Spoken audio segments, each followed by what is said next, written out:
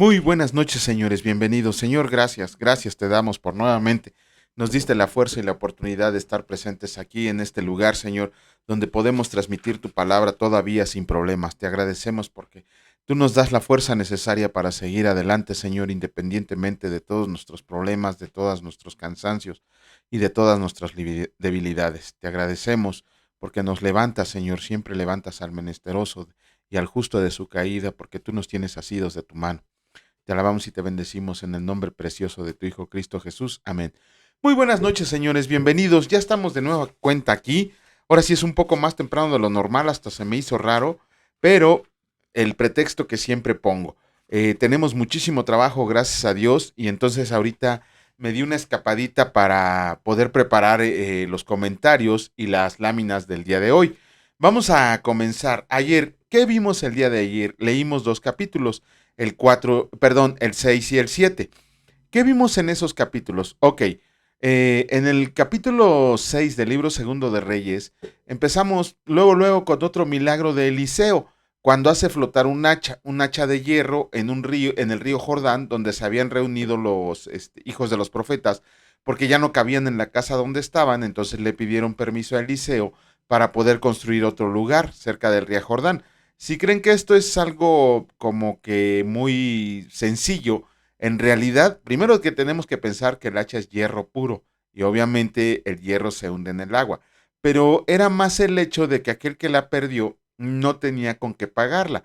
¿Por qué? Porque un hacha en esos tiempos costaba casi lo de medio año de salario y los pobres que no tenían salario, imagínense cómo podían pagarla. También vemos otro de las facultades milagrosas de Elías, es que él podía ver la estrategia militar del enemigo, porque Ben-Hadad, el rey de Siria, siempre estaba planeando cómo emboscar a Israel, y cuando lo hacía en secreto, el Señor le revelaba a este Eliseo dónde iba a ser el ataque, y este podía esquivarlo. Cuando, ¿cómo se llama? Cuando Ben-Hadad se enteró de esto, que sus siervos le decían que había un hombre de Dios que le vaticinaba todo lo que iba a pasar, Ben-Hadad mandó a que trajeran o que mataran a este Eliseo para que no pudiera volver a frustrar sus planes. Cuando estos hombres llegaron a donde estaba la casa de Eliseo, pues obviamente todos los hijos de los profetas se han de haber escondido, pero el siervo de Eliseo le dijo que eran muchos hombres los que venían y que nada podían hacer contra ellos. Pero Eliseo, en otra muestra de su facultad milagrosa, en otro de sus milagros, le oró al Señor para que le abriera los ojos y viera el ejército de Dios que acampaba alrededor de ellos. Cuando el siervo, después de la oración de Eliseo y cuando el siervo abrió los ojos, se dio cuenta que había muchos hombres y carros de batalla eh, listos para entrar a la batalla si el Señor así se los permitía. De ahí pasamos al capítulo 7. Ese capítulo está también medio tenebroso, ¿no? Porque vemos ahí que Ben-Hadad sitió a Samaria y era tan fuerte el sitio que empezaron a sufrir de una gran hambruna. De hecho, vemos ahí un pasaje bien horrible en donde una mujer se fue a acusar con el rey de que ella y su vecina habían acordado comerse a sus hijos, y una de ellas, pues no sé si lo hizo en caldo o frito, no lo sé, pero dice que sacrificó a su hijo para podérselo comer, y cuando a la vecina le tocó ofrecer a su hijo para comida, ésta lo escondió, y ese fue el reclamo de la mujer hacia el rey. Obviamente el rey se enojó mucho, y como no tenía a quien echarle la culpa, se la echó a Eliseo, y ¿cómo se llama? Y dijo que le iba a cortar la cabeza. Todo eso pasó, inclusive vemos por ahí cómo se encarecía inclusive alimentos inmundos, ¿no? La cabeza de un burro y el estiércol de paloma. En realidad no estaban comiendo estiércol de paloma. Hay una flor en Israel que se llama estrella de Belén. En esos tiempos se le llamaba intestinos de paloma porque la raíz de esa planta es como un bulbo, pero como que si sus raíces se hubieran apretado en un solo bulbo nada más. Así es esa raíz y esa era lo que comían. Vemos que también este Eliseo les profetizó que al día siguiente ellos estarían comiendo otra vez de todo y a muy barato precio. Fue así porque cuatro leprosos, dice la palabra del Señor, que eran cuatro leprosos que estaban fuera de la ciudad, decidieron cambiar de bando y pasarse al ejército sirio. Y cuando sus pies los llevaron hasta allá, al llegar al campamento del ejército, vieron que no había nadie, absolutamente nadie. Y empezaron a recoger el botín y todo lo que habían dejado los sirios en su huida. Pero uno de ellos dijo las siguientes palabras, que no estaban haciendo bien, que hoy es día de buena nueva y nosotros callamos. Y entonces ellos fueron a decirle al rey de Israel lo que había sucedido. Cuando el rey de Israel y sus hombres fueron a verificar, pues agarraron todo lo que habían dejado y pudieron a volver a comer de manera normal y todo el alimento muy barato. Pero aquí tenemos que ver que esos 4 leprosos, acuérdense que la lepra es un, ¿cómo se dice? Un arquetipo del pecado en la palabra de Dios. Entonces, imagínense esas palabras de que no estamos haciendo bien porque hoy es día de buena nueva. Ustedes saben que la palabra evangelio significa buenas nuevas. Entonces, esas palabras las tenemos que tomar como un desafío para nosotros que hemos sido afortunados en recibir el mensaje del evangelio. Y no podemos guardárnoslos, no podemos nada más disfrutar del beneficio de nosotros. De hecho, es un mandamiento, es la gran comisión que dejó Jesucristo, de que regáramos el Evangelio por todo el mundo. Entonces, si nosotros estamos muy contentitos en nuestras casas, porque ya recibimos el Evangelio, eh, pues tenemos que predicarlo. Y de hecho, hoy que leamos el comentario a Lucas, nos vamos a dar cuenta cómo se concatena esto con lo que vamos a decir en Lucas. Vamos a comenzar con la lectura del día de hoy. También nos tocan 2 capítulos. En esta ocasión iniciamos con el capítulo. Y le puse 6. Sí. Déjenme hacer una pequeña. Porque los comentarios que hice creo que fueron del capítulo 5. Del capítulo 4 y del capítulo 5. Cometí un error. Discúlpenme ustedes. Vamos a ver. No. Ah, 8 y 9. Miren, están mal los títulos están mal. Déjenme comprobarlo aquí en la Biblia, porque creo que los títulos están mal. Es Segunda de Reyes, ¿no? Vamos a ver, Segunda de Reyes, capítulo 8, capítulo 1. Eliseo trae bendición a la tsunamita. No, creo que sí la regué. Déjenme ver. No, sí, están mal los capítulos que le puse de título. Les ofrezco una gran disculpa por estar apurado en todas las cosas que estoy haciendo. No me di cuenta. Ok, aquí ya rectifiqué el error. Les ofrezco una disculpa porque no es el capítulo 6. El título debería de ser capítulo 8 del libro segundo de Reyes. Los versículos están bien, el libro está bien, el texto está bien, solamente el número 6 es el que está mal, porque vamos a leer el capítulo 8 y escrito está: los bienes de la tsunamita devueltos. Habló Eliseo a aquella mujer a cuyo hijo él había hecho vivir, diciendo: levántate, vete tú y toda tu casa a vivir donde puedas, porque el Señor ha llamado el hambre, la cual vendrá sobre la tierra por 7 años. Entonces la mujer se levantó e hizo como el varón de Dios le dijo, y se fue ella con su familia, y vivió en tierra de los filisteos 7 años. Y cuando habían pasado los 7 años, la mujer volvió de la tierra de los filisteos. Después salió para implorar al rey por su casa y por sus tierras. Y había el rey hablado con Giesi, criado del varón de Dios, diciéndole: te ruego que me cuentes todas las maravillas que ha hecho Eliseo. Y mientras él estaba contando al rey cómo había hecho vivir a un muerto, he aquí que la mujer a cuyo hijo él había hecho vivir vino para implorar al rey por su casa y por sus tierras. Entonces dijo Giesi: rey, señor mío, esta es la mujer y este es su hijo, al cual Eliseo hizo vivir. Y preguntando el rey a la mujer, ella se lo contó. Entonces el rey ordenó a un oficial, al cual dijo: hazle devolver todas las cosas que eran suyas y todos los frutos de sus tierras desde el día que dejó el país hasta ahora. Hazael reina en Siria. Eliseo se fue luego a Damasco, y Ben-Hadad, rey de Siria, estaba enfermo, al cual dieron aviso diciendo: el varón de Dios ha venido aquí. Y el rey dijo a Hazael: toma en tu mano un presente y ve a recibir al varón de Dios, y consulta por él al Señor, diciendo: ¿sanaré de esta enfermedad? Tomó pues Hazael en su mano un presente de entre los bienes de Damasco, 40 camellos cargados y fue a su encuentro. Y llegando se puso delante de él y dijo: Tu hijo Ben-Hadad, rey de Siria, me ha enviado a ti, diciendo: ¿Sanaré de esta enfermedad? Y Eliseo le dijo: Ve, dile, seguramente sanarás. Sin embargo, el Señor me ha mostrado que él morirá ciertamente. Y el varón de Dios le miró fijamente y estuvo así hasta hacerlo ruborizarse. Luego lloró el varón de Dios. Entonces le dijo a Asael: ¿Por qué llora mi señor? Y él respondió: Porque sé el mal que harás a los hijos de Israel. A sus fortalezas pegarás fuego, a sus jóvenes matarás a espada, y estrellarás a sus niños, y abrirás el vientre a sus mujeres que estén encintas. Y Asael dijo: Pues, ¿qué es tu siervo este perro para que haga tan grandes cosas? Y respondió Eliseo: El Señor me ha mostrado que tú serás rey de Siria. Y Asael se fue, y vino a su señor, el cual le dijo: ¿Qué te ha dicho Eliseo? Y él respondió: Me dijo que seguramente sanarás. Al día siguiente tomó un paño y lo metió en agua, y lo puso sobre el rostro de Ben-Hadad, y murió, y reinó Asael en su lugar. Reinado de Joram de Judá. En el 5.º año de Joram, hijo de Acab, rey de Israel, y siendo Josafat rey de Judá, comenzó a reinar Joram, hijo de Josafat, rey de Judá.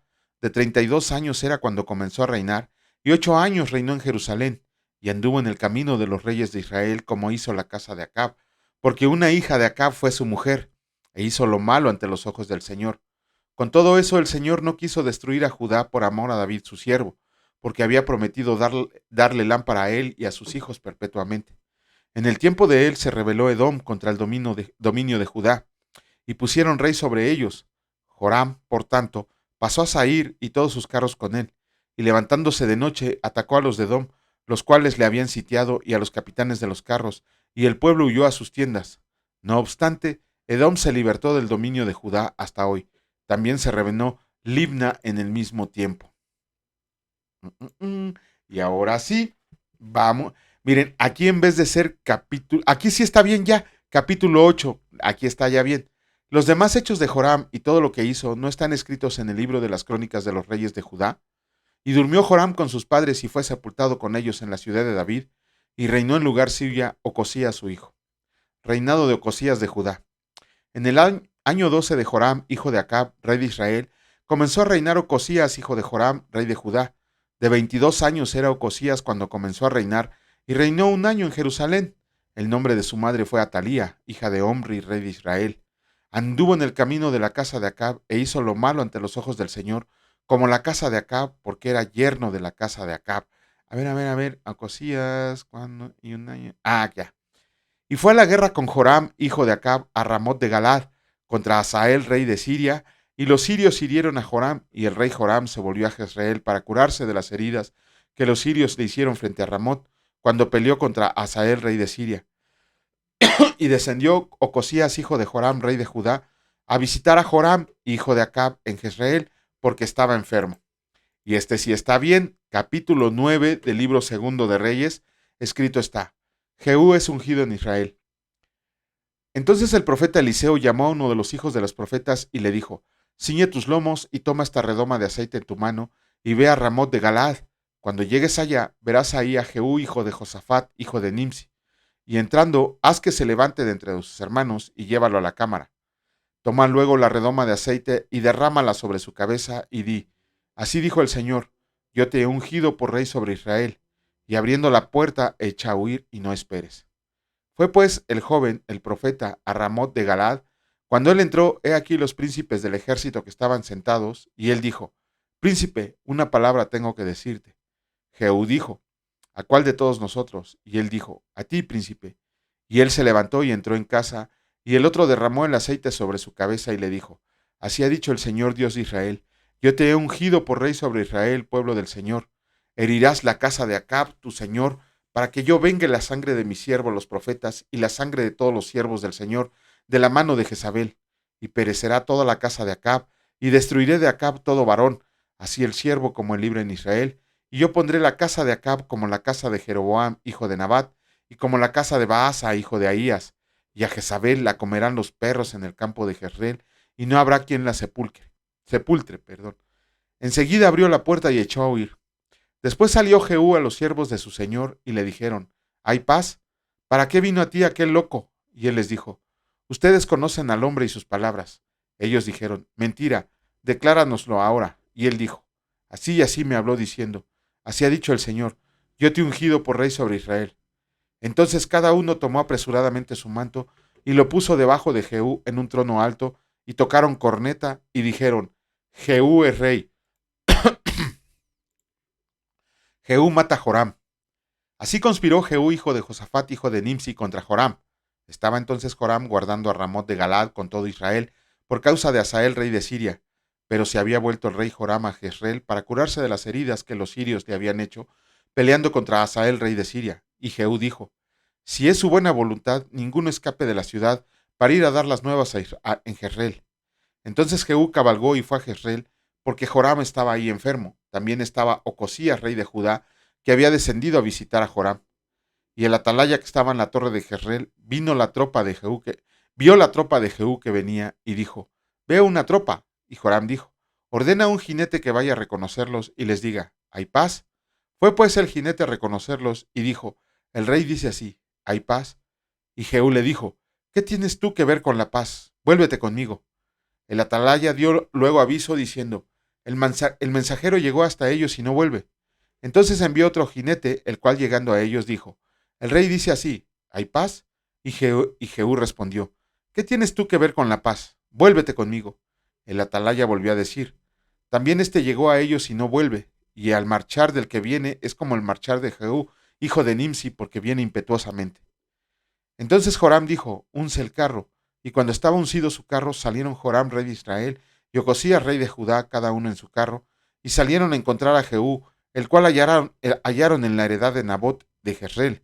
Cuando vio Joram a Jehú, dijo: ¿hay paz, Jehú? Y él respondió: ¿qué paz? Con las fornicaciones de Jezabel tu madre y sus muchas hechicerías. Entonces Joram volvió las riendas y huyó, y dijo a Ocosías: traición, Ocosías. Pero Jehú entesó su arco e hirió a Joram entre las espaldas, y la saeta salió por su corazón, y él cayó por su carro. Bueno. Dijo luego Jehú a Bilcar su capitán: tómalo y échalo a un extremo de la heredad de Nabot de Jezreel. Acuérdate cuando tú y yo íbamos juntos con la gente de Acab su padre, el Señor pronunció esta sentencia sobre él diciendo: que yo he visto ayer la sangre de Nabot y la sangre de sus hijos, dijo el Señor, y te daré la paga en esta heredad, dijo el Señor. Tómalo pues ahora y échalo en la heredad de Nabot, conforme a la palabra del Señor. Jehú mata a Ocosías. Viendo esto, Ocosías, rey de Judá, oyó por el camino de la casa del cuarto, y lo siguió Jehú, diciendo: hieran también a este en el carro. Y le hirieron en la subida de Gur junto a Ibleam. Y Ocosías huyó a Megiddo, pero murió ahí. Y sus siervos le llevaron en un carro a Jerusalén, y allá le sepultaron con sus padres, en su sepulcro en la ciudad de David. En el 11º año de Joram, hijo de Acab, comenzó a reinar Ocosías sobre Judá. Muerte de Jezabel, por fin. Vino después Jehú a Jezreel, y cuando Jezabel oyó, se pintó los ojos con antimonio, y atavió su cabeza, y se asomó a una ventana. Y cuando entraba Jehú por la puerta, ella dijo: ¿sucedió bien a Simri que mató a su señor? Alzando él entonces su rostro hacia la ventana, dijo: ¿quién está conmigo? ¿Quién? Y se inclinaron a él 2 o 3 eunucos, y él les dijo: échenla abajo. Y ellos la echaron, y parte de su sangre salpicó en la pared y en los caballos, y él la atropelló. Entró luego, y después que comió y bebió, dijo: vayan ahora a ver a aquella maldita, y sepúltenla, pues es hija de rey. Pero cuando fueron para sepultarla, no hallaron de ella más que la calavera y los pies y las palmas de las manos. Y volvieron y se lo dijeron, y él dijo: esta es la palabra de Dios, la cual él habló por medio de su siervo Elías Tisbita, diciendo: en la heredad de Jezreel comerán los perros las carnes de Jezabel, y el cuerpo de Jezabel será como estiércol sobre la faz de la tierra en la heredad de Jezreel, de manera que nadie pueda decir: esta es Jezabel. ¡Guau! ¡Qué trágico pero merecido fin tuvo esta hechicera llamada Jezabel! De esas hay muchas, ahorita en la iglesia, ni se sorprendan que digan: ¡ay, qué mujer tan horrible! No, hay muchas en la iglesia, y de hecho muchas que dicen ser pastoras, ¿no? Pero bueno, vamos a continuar con la lectura. En esta ocasión nos toca continuar con el capítulo 5 del Evangelio de Lucas, pero antes, uy, otra vez, perdonen la tos, no se me puede quitar desde hace mucho tiempo, ya muy leve, pero no deja de molestar. Ayer leímos el capítulo 5 de los versículos 1 al 16. Y ahí trae nada más ni nada menos que la elección de Pedro. Aquí Lucas nos las narra muy hermosamente, pero independientemente de la narración, tenemos que sacar varios puntos claros que nos muestra cómo la elección de Pedro se aplica a nosotros en nuestra vida. Primero que nada, vemos que la palabra dice que el Señor Jesús se subió a la barca de Pedro y la usó como un púlpito para empezar a predicar el Evangelio. Ajá.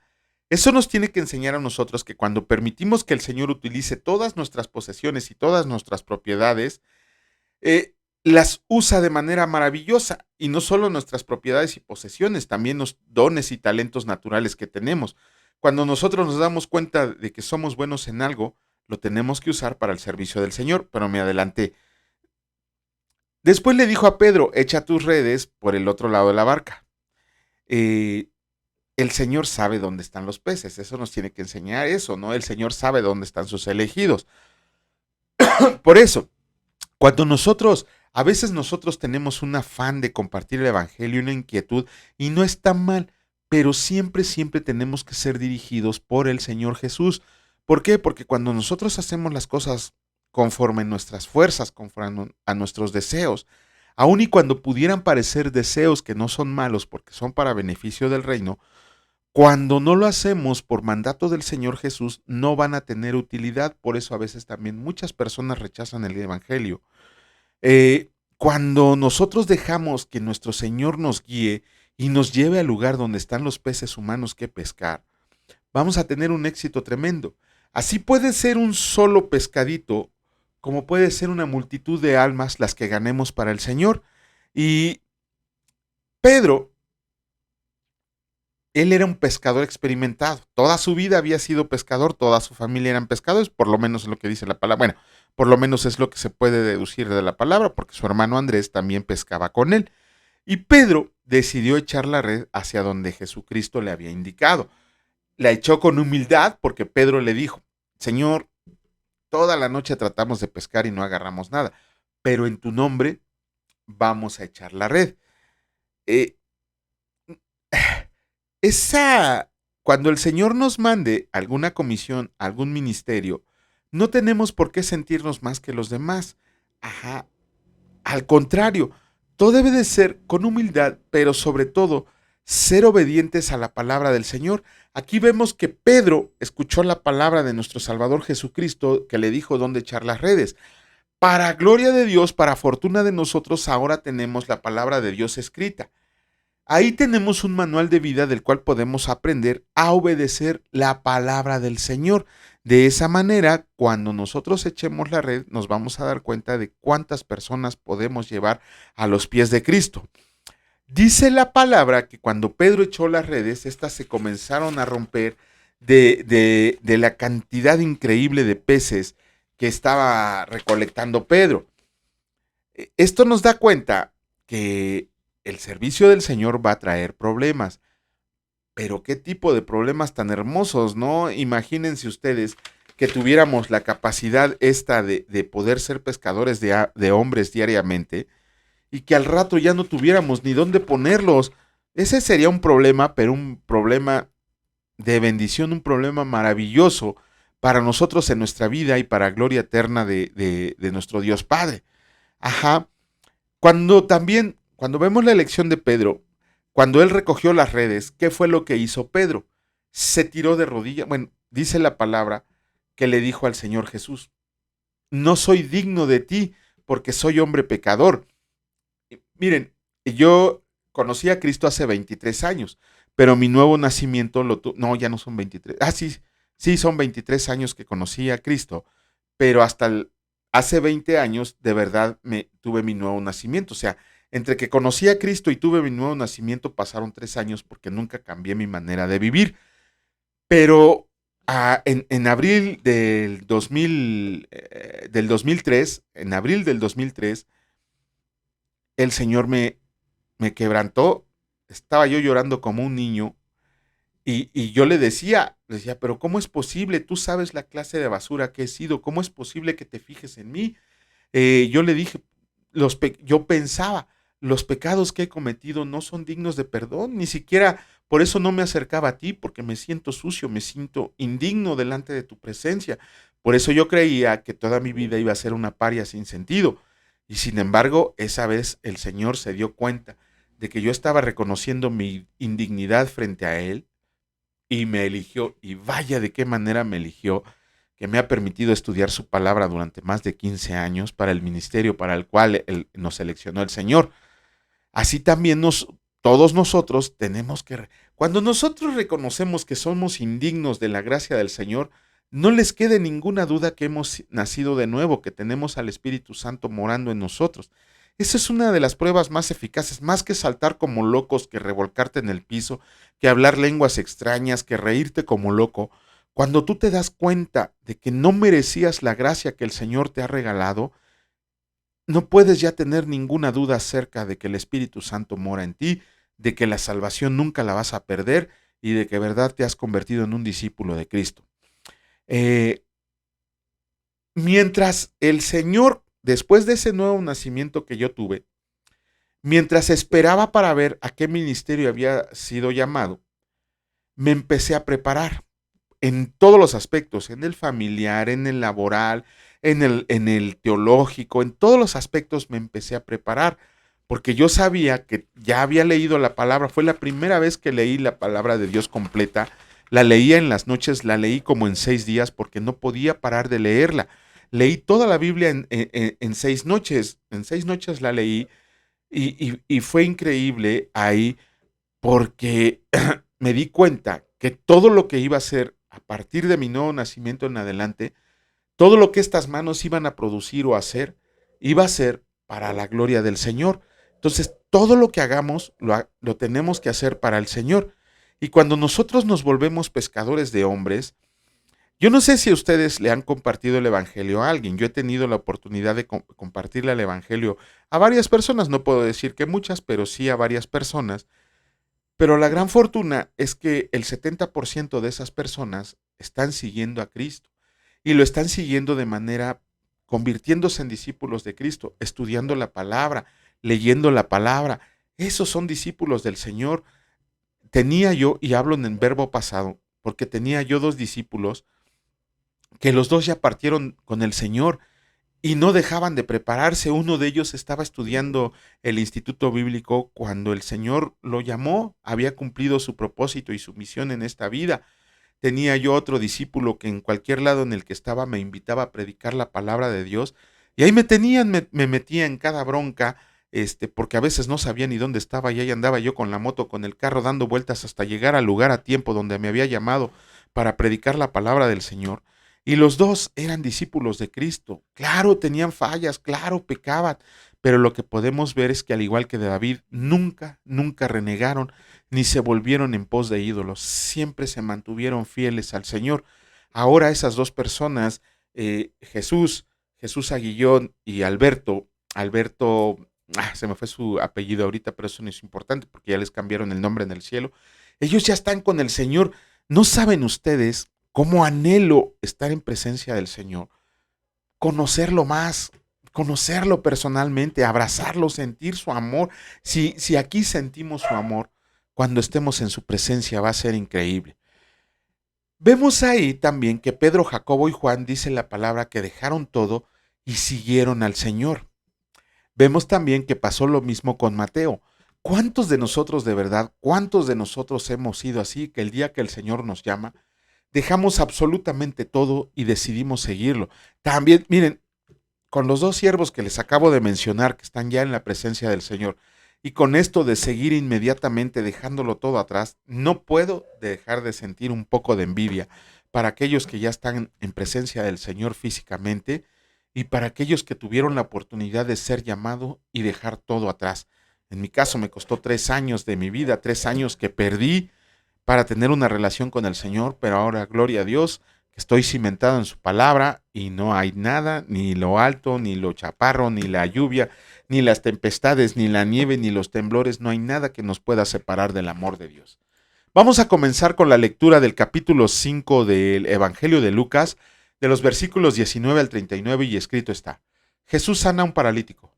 Aconteció un día que él estaba enseñando y estaban sentados los fariseos y doctores de la ley, los cuales habían venido de todas las aldeas de Galilea, de Judea y Jerusalén, y el poder del Señor estaba con él para sanar. Y sucedió que unos hombres que traían en un lecho a un hombre que estaba paralítico, procuraban llevarlo adentro y ponerle delante de él, pero no hallando cómo hacerlo a causa de la multitud, subieron encima de la casa y por el tejado le bajaron con el lecho, poniéndolo en medio, delante de Jesús. Al ver la fe de ellos, le dijo: Hombre, tus pecados te son perdonados. Ah, como no quisiéramos amigos así. Entonces los escribas y los fariseos comenzaron a cavilar diciendo: ¿Quién es este que habla blasfemias? ¿Quién puede perdonar pecados sino solo Dios? Jesús entonces, conociendo los pensamientos de ellos, respondiendo les dijo: ¿Qué cavilan en sus corazones? ¿Qué es más fácil decir: tus pecados te son perdonados, o decir: levántate y anda? Pues para que sepan que el Hijo del Hombre tiene potestad en la tierra para perdonar pecados, dijo al paralítico: a ti te digo, levántate, toma tu lecho y vete a tu casa. Al instante, levantándose en presencia de ellos y tomando el lecho en que estaba acostado, se fue a su casa, glorificando a Dios. Y todos, sobrecogidos de asombro, glorificaban a Dios, y llenos de temor decían: hoy hemos visto maravillas. Llamamiento de Leví. Después de estas cosas salió y vio a un publicano llamado Leví, sentado al banco de los tributos públicos, y le dijo: sígueme. Y dejándolo todo, se levantó y le siguió. Y Leví le hizo un gran banquete en su casa, y había mucha compañía de publicanos y de otros que estaban a la mesa con ellos. Y los escribas y los fariseos murmuraban contra los discípulos diciendo: ¿por qué comen y beben con publicanos y pecadores? Respondiendo Jesús, les dijo: los que están sanos no tienen necesidad de médico, sino los enfermos. No he venido a llamar a justos, sino a pecadores al arrepentimiento. La pregunta sobre el ayuno. Entonces ellos le dijeron: ¿por qué los discípulos de Juan ayunan muchas veces y hacen oraciones? Y asimismo los de los fariseos, pero los tuyos comen y beben. Él les dijo: ¿pueden acaso hacer los que están de bodas que los que están de bodas ayunen, entre tanto que el esposo está con ellos? Mas vendrán días cuando el esposo les será quitado. Entonces en aquellos días ayunarán.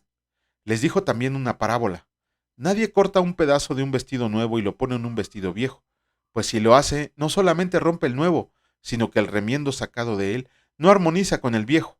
Y nadie echa vino nuevo en odres viejos. De otra manera, el vino nuevo romperá los odres y se derramará, y los sobres se perderán.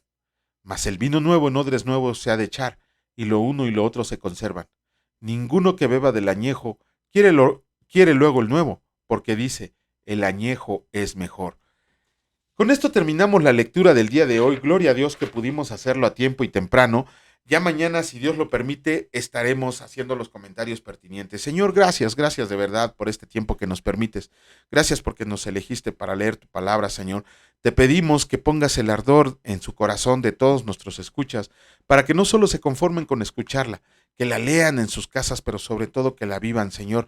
No importa cuántos vengan, cuántos sean, cuántos vayan a ser, Señor. Lo importante es que se lea tu palabra, Señor. Y siempre, siempre danos el discernimiento para decir todo con justicia verdadera como tú nos has llamado a hacerlo. Te agradecemos por todo esto en el nombre precioso de tu Hijo Cristo Jesús. Amén. Que Dios los bendiga, señores, y la paz del Señor esté siempre en su casa y con ustedes. Cuídense mucho. Hasta luego.